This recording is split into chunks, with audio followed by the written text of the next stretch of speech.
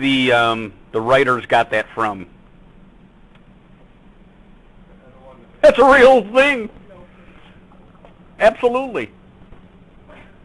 There are so many bizarre things that you end up seeing, and a lot of it's because we don't do... Are these people completely incapable of telling me, yeah, I don't like that. Sorry. Any rate, that is a real example of what goes on. There's one kind of inhaler where you have a capsule, and you open the device, you put the capsule in, you close the device, and it crushes the capsule, and people take the capsule orally. So anything's possible. So again, communication's important because that's the passing of information from one individual to another. Negotiation, there's a definition of it there. I'm not going to bother working through that.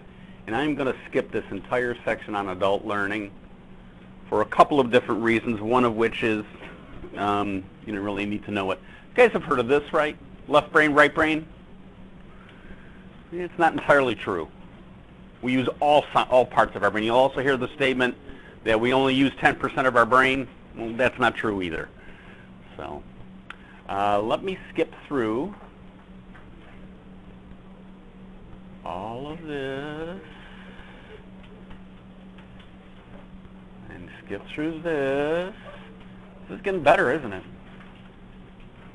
Look what the cat did. Okay, let's talk about the cultural diversity, because that is an important component. Patients come from different places. Patients come with different background. Patients come with different abilities. They're diverse, so we got to be able to work through that. There's a big need for healthcare providers to be able to address different cultures, different populations.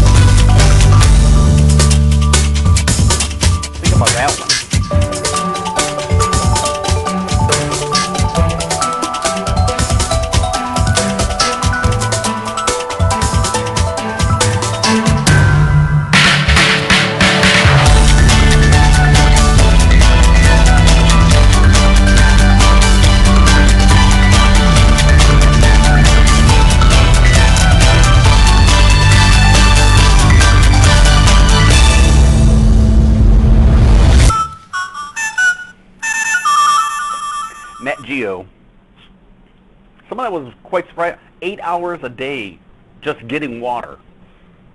That's phenomenal. Let's see what this is.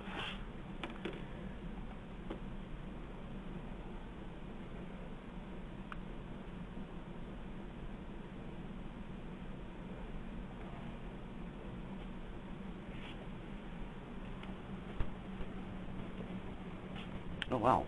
Slow down, slow down. Come on back. Hold on.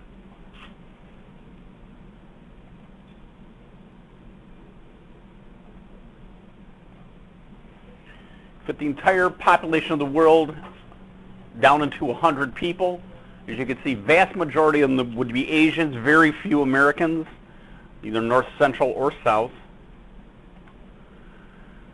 Now, this says there's more women than men. The other one was the opposite, so I'm not sure. That's pretty close balance.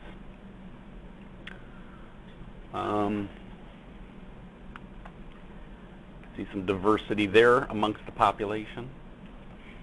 6 people out of 100 possess 60% of the wealth, and they all come from the U.S. Kind of a sad. Only 1 would have a university degree. That's a scary thought. If we looked at the world in this way, the need for acceptance and understanding would be obvious.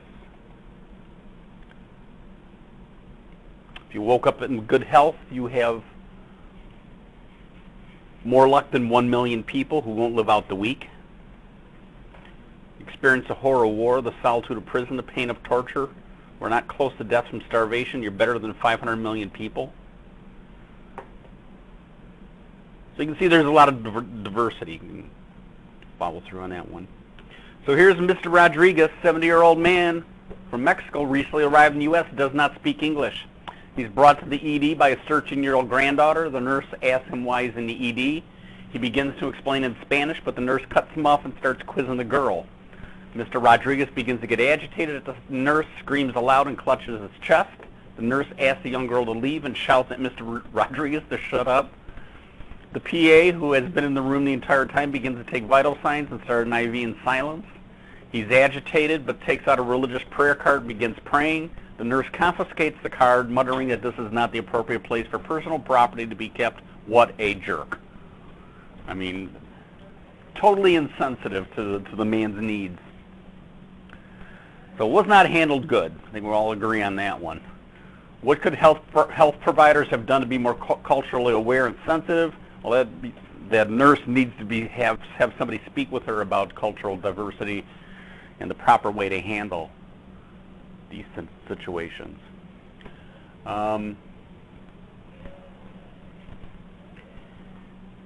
This, I believe, is a TED. Yeah, it's a good one.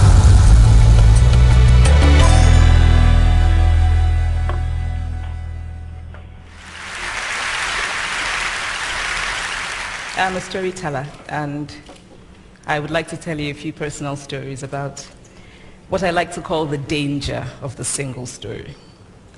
I grew up on a university campus in eastern Nigeria. My mother says that I started reading at the age of 2, although I think 4 is probably close to the truth.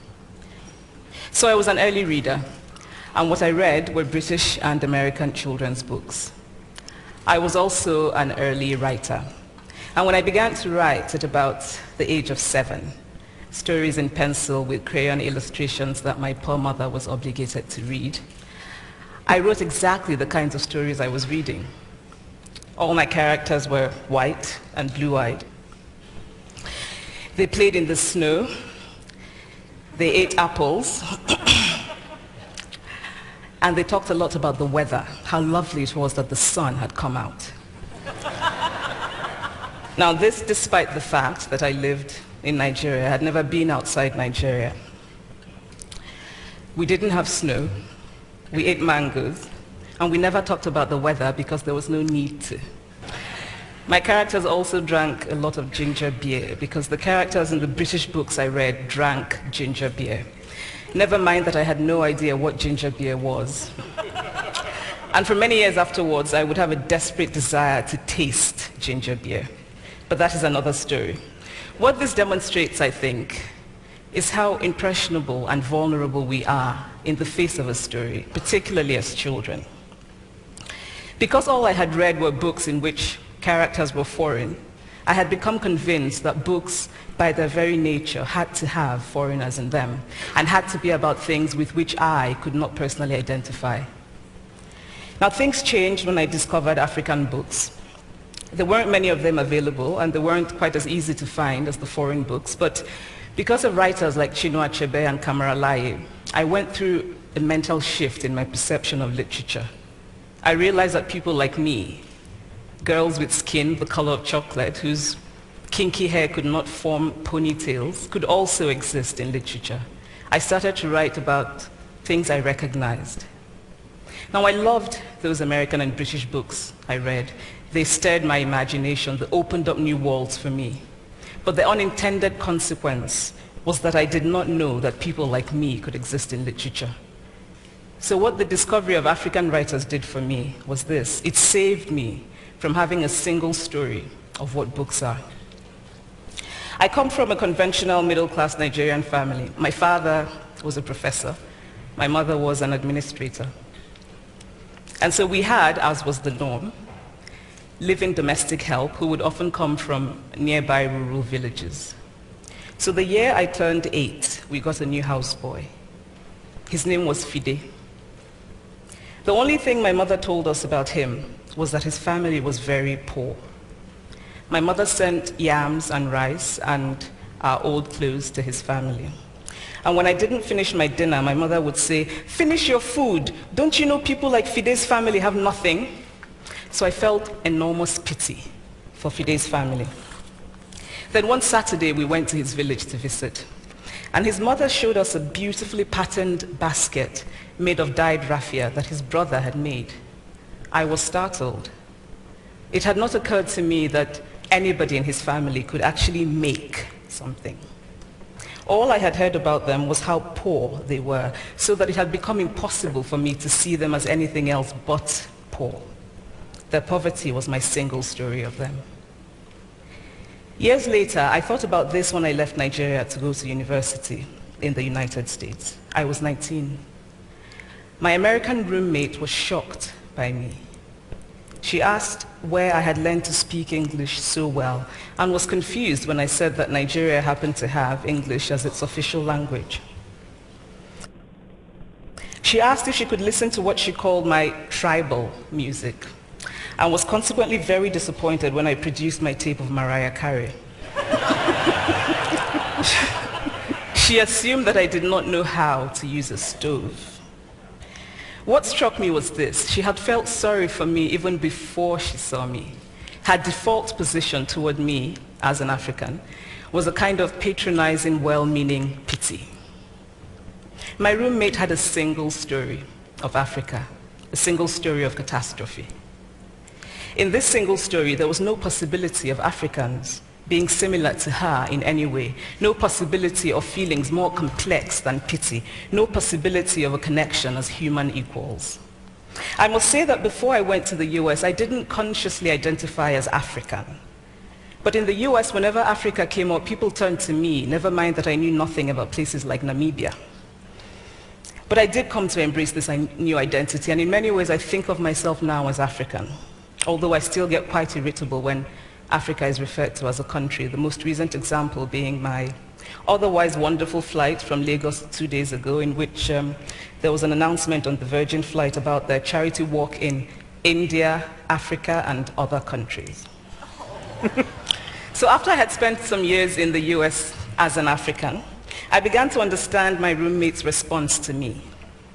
If I had not grown up in Nigeria, and if all I knew about Africa were from popular images, I too would think that Africa was a place of beautiful landscapes, beautiful animals, and incomprehensible people fighting senseless wars, dying of poverty and AIDS, unable to speak for themselves, and waiting to be saved by a kind white foreigner.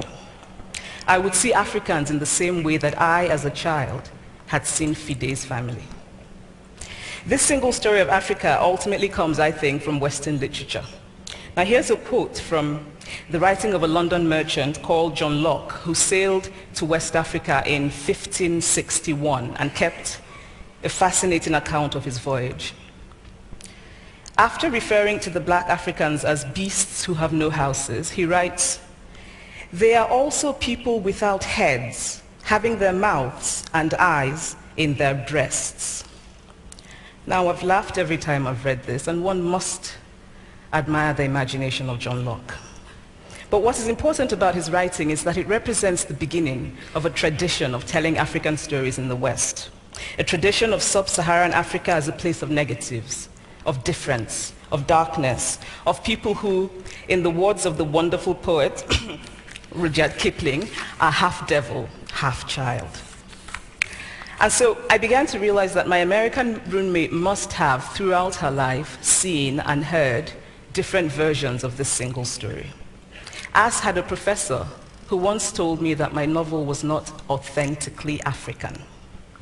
Now, I was quite willing to contend that there were a number of things wrong with the novel, that it had failed in a number of places, but I had not quite imagined that it had failed at achieving something called African authenticity. In fact, I did not know what African authenticity was. The professor told me that my characters were too much like him, an educated and middle-class man. My characters drove cars. They were not starving. Therefore, they were not authentically African. But I must quickly add that I too am just as guilty on the question of the single story. A few years ago, I visited Mexico from the US. The political climate in the US at the time was tense, and there were debates going on about immigration. And, as often happens in America, immigration became synonymous with Mexicans. There were endless stories of Mexicans as people who were fleecing the healthcare system, sneaking across the border, being arrested at the border, that sort of thing.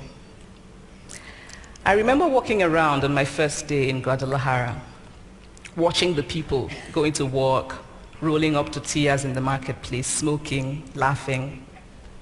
I remember first feeling slight surprise, and then I was overwhelmed with shame. I realized that I had been so immersed in the media coverage of Mexicans that they had become one thing in my mind, the abject immigrant. I had bought into the single story of Mexicans, and I could not have been more ashamed of myself. So that is how to create a single story. Show a people as one thing, as only one thing, over and over again, and that is what they become.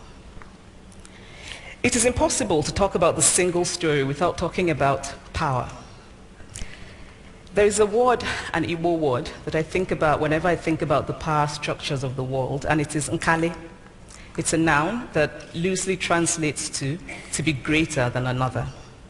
Like our economic and political worlds, stories too are defined by the principle of nkali. How they are told, who tells them, when they are told, how many stories are told, are really dependent on power. Power is the ability not just to tell the story of another person, but to make it the definitive story of that person. The Palestinian poet Mourid Barghouti writes that if you want to dispossess a people, the simplest way to do it is to tell their story and to start with secondly.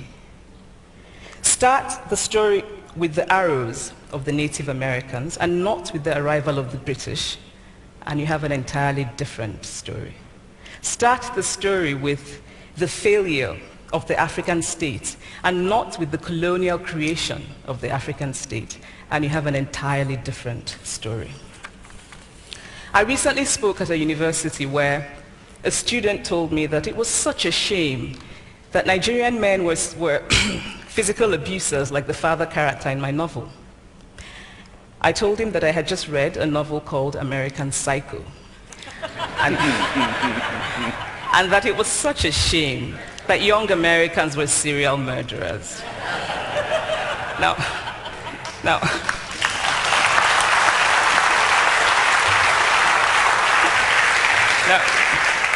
obviously I said this in a fit of mild irritation, but it would never have occurred to me to think that just because I had read a novel in which a character was a serial killer, that he was somehow representative of all Americans. And now this is not because I'm a better person than that student, but because of America's cultural and economic power, I had many stories of America. I had read Thailand, Updike, and Steinbeck, and Gateskill. I did not have a single story of America.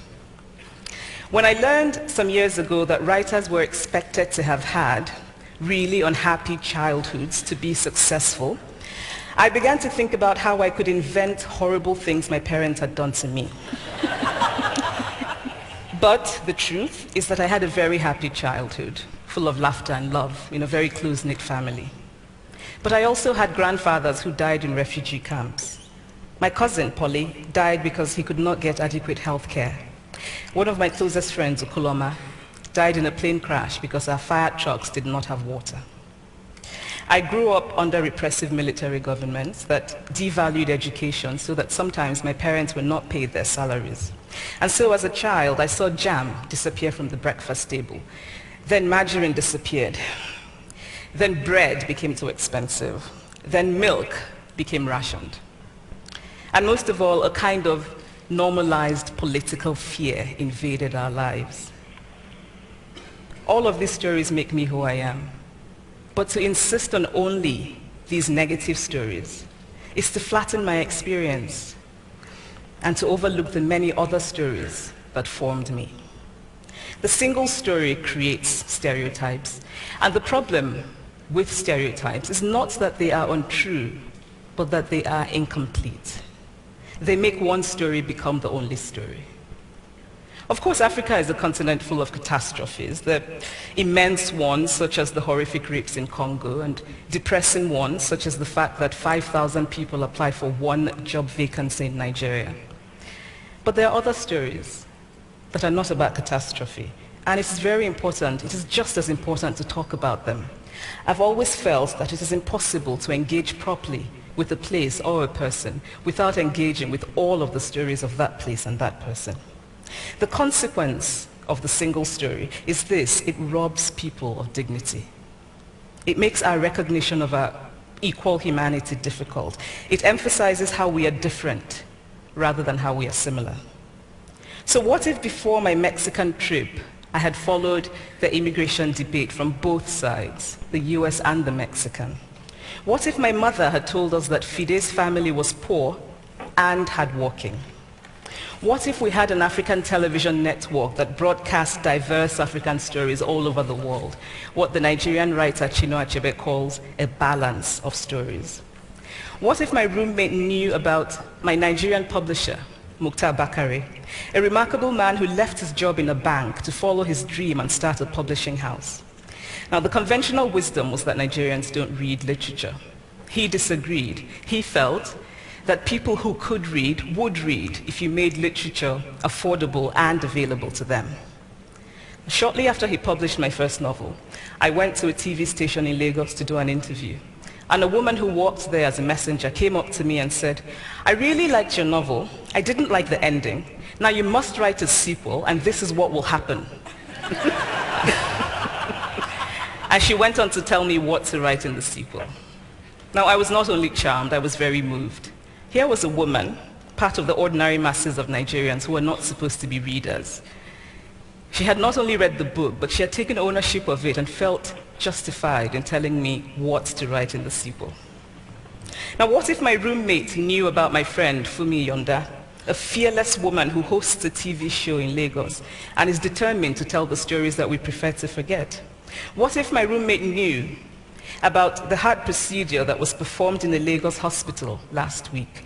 What if my roommate knew about contemporary Nigerian music, talented people singing in English and Pidgin and Igbo and Yoruba and Ijo, mixing influences from Jay-Z to Fela to Bob Marley to their grandfathers?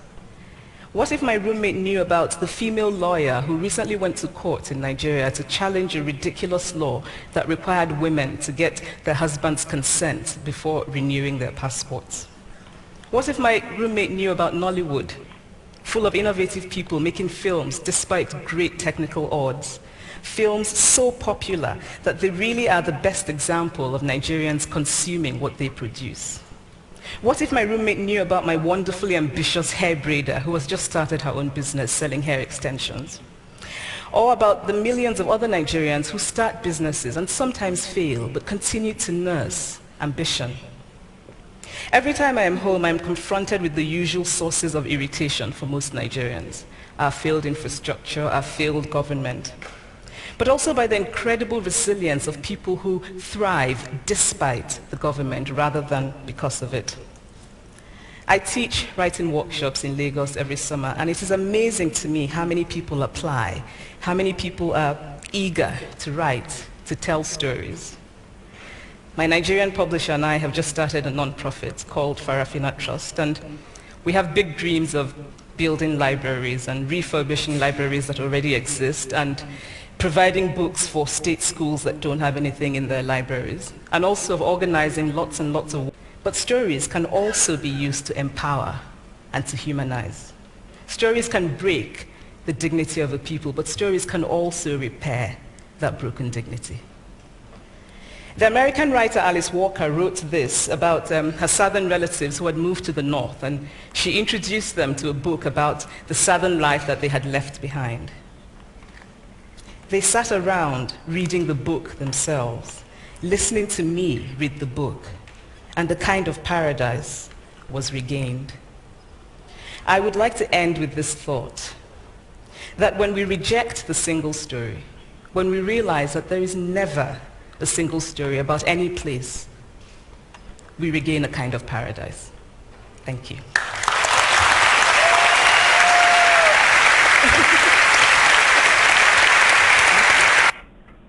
Very powerful. Come